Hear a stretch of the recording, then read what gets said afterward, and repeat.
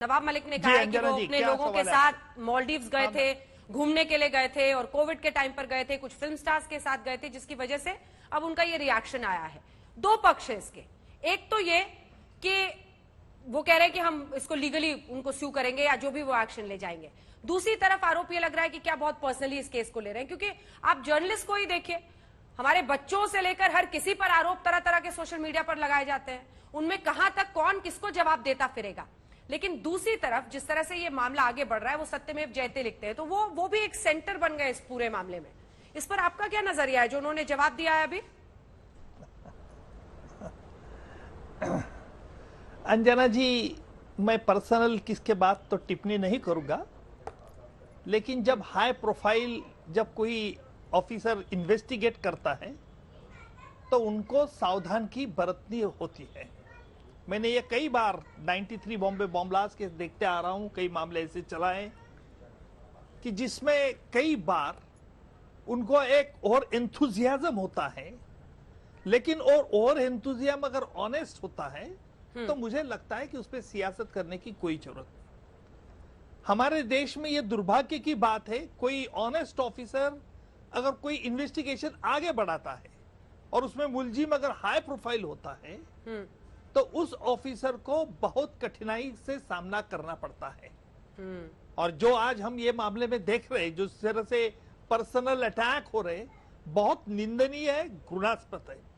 मैं किसी की तरफ से बाजू साइड नहीं ले रहा हूं, लेकिन ये बात जरूर कहूंगा, इस प्रकार पॉलिटिकल लीडर्स ने भी बचना चाहिए और ऑफिसर्स ने भी बचना चाहिए। ये कई बार ऐसा हुआ है। मैंने जब 93 का बॉम्ब ब्लास्ट की केस चला रहा था, जब उसमें एक एक्टर भी इन्वॉल्व था, उस टाइम में उस एक्टर के पास बड़े संगीन आरोप थे। आखिर हमने वो साबित कर दिए। साबित होने के बाद हमने एक स्प्रिंग के आधार पर, एक AK-46 स्प्रिंग के आधार पर उस आरोपी को सजा हुई थी। लेकिन देखा मैंने उस मैटर में ऐसे आरोप हुए, इस तरह से आरोप, और हर कोई पॉलिटिकल पार्टी उसमें कूद पड़ी थी। उसमें मुझे भी कुछ भुगतना पड़ा, जिसकी मैं चर्चा जरूर नहीं करूंगा। लेकिन यह बात जरूर है कि कानून को और एजेंसी को अपना काम करने देने की मुझे लगता है कि आज बहुत जरूरी है जी। और ये पॉलिटिकल लीडर्स को भी सुनाना चाहिए, ऑफिसर को भी सुनाना चाहिए। जिस प्रकार बयानबाजी होती है, बड़ी दुर्भाग्य बयानबाजी होती है, इतना ही मैं कहूंगा। प्रियंका जी, आप जो इस पर बोलना चाह रही थी। मैं तीन चीजें कहना चाहूंगी। एक तो भारतीय जनता पार्टी के प्रवक्ता और महाराष्ट्र के विधायक वो कह रहे हैं कि प्रोसीजरल लैप्स था to have 2 BJP office bearers एक ही जगह पर, जो अक्यूज थे उनका हाथ पकड़कर उनको एनसीबी ऑफिस लेकर जाया जा रहा था, हु वर पर्सनली इन्वॉल्व्ड। एक हमारे एनसीबी के पूर्व डायरेक्टर यहाँ पर कह रहे थे कि कोई भी टिप ऑफ दे, एब्सोल्युटली कोई भी टिप ऑफ दे, किसी भी पॉलिटिकल पार्टी हो, एक्टिविस्ट हो, एनजीओ हो, मीडिया कर्मी हो, कोई भी टिप ऑफ अगर देता है तो एनसीबी की जिम्मेदारी होती है कि उस पर काम करे। पर उनको पर्सनली एस्कॉर्ट कर कर जो ऑफिस बेरर्स हैं उनका इस्तेमाल कर कर उन अक्यूज को लेकर आया जाए और उसके बारे में इंफॉर्मेशन जनता के सामने ट्रांसपेरेंट मैनर में नहीं रखी जाए, कहीं ना कहीं सवालों के घेरे में आता है।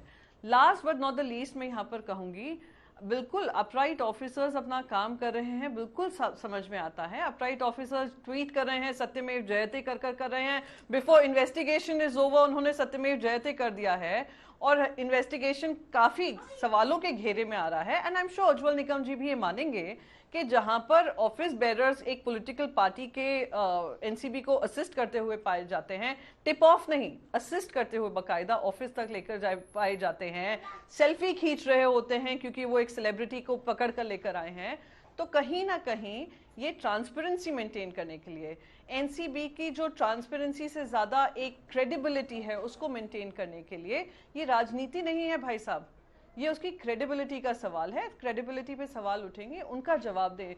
सत्यमेव जयते मैं भी कह सकती हूँ, आप भी कह सकते हैं, सभी कह सकते हैं। इन्वेस्टिगेशन कंप्लीट नहीं हुआ है, मैं बस यहीं पे अपनी बात खत्म करूंगी। And judiciary I think is very clear कि किस तरीके से it has to move forward. There are enough laws and procedures in place. Aman Sinha साहब। जी अंजना जी, जो वो कह रही हैं, सबसे पहले सवाल तो क्रेडिबिलिटी पर बात हो रही है, जो पंचनामा विटनेस थे, हाँ, अब मान लीजिए कि किसी नहीं, सिर्फ को पंचनामा बिना किसी witness पे नहीं बेसिस है। के किसी की भी क्रेडिबिलिटी पे सवाल उठाना हो तो वो कोई खड़ा कर सकता है। तो पब्लिक विटनेसेस जो हैं उनका भी जब कोई भी सीजर होता है तो उस समय उनका भी जो है पंचनामा लिया जाता है। और मुझे लगता है उसमें था, हो सकता है कहीं पे प्रोसीजरल लैप्स रहा हो, that does not vitiate the arrest. पर जो और भी कुछ आरोप ऐसे लगाए गए, मुझे लगता है बेबुनियाद यहाँ पे बोलना, जब कोर्ट लीगल प्रिंसिपल्स पे चल रहा है, सार्थक होता अगर कोई पूरा वेल रीजन जजमेंट पढ़ के आता। अंजना जी, अभी कोई बात कह दी गई मुंड्रा पोर्ट की, ऐसी वहां पे एनआईए ने इन्वेस्टिगेशन ले लिया है, सभी अक्यूज अरेस्टेड हैं और इन्वेस्टिगेशन अभी चल रही है। जो इससे पहले वाले केस की बात हुई, शोभिक चक्रवर्ती और जो उनकी सिस्टर से रिलेटेड, वो उसकी इन्वेस्टिगेशन कंप्लीट हो गई, चार्जशीट फाइल होने वाली है। खाली बेबुनियाद तरीके से कोई भी स्टेटमेंट दे देने से किसी चीज का हल नहीं निकलता है। और मुझे लगता है कि जो कोर्ट का जजमेंट आया है, अगर उसको पढ़ लेते तो सभी लोगों को उसका जवाब मिल जाता और ये पर्सनल आरोप प्रत्यारोप की नौबत नहीं आती। ठीक है। और मुझे लगता है ये जो, जैसा उज्जवल जी भी कह रहे थे, इस तरह के पर्सनल आरोप प्रत्यारोप से बचना चाहिए, चाहे जो भी मंत्री हों या ऑफिसर्स हों। कानून अपना काम कर रहा है और सबको पेशेंस भी रहना चाहिए, ट्रस्ट और बिलीफ भी रहना चाहिए लीगल प्रोसेसेस में। हमारी जुडिशियरी जो है बहुत फॉर्मिडेबल है, कई लेवल हैं उसके, और जिसको सभी के साथ न्याय होगा। बिल्कुल।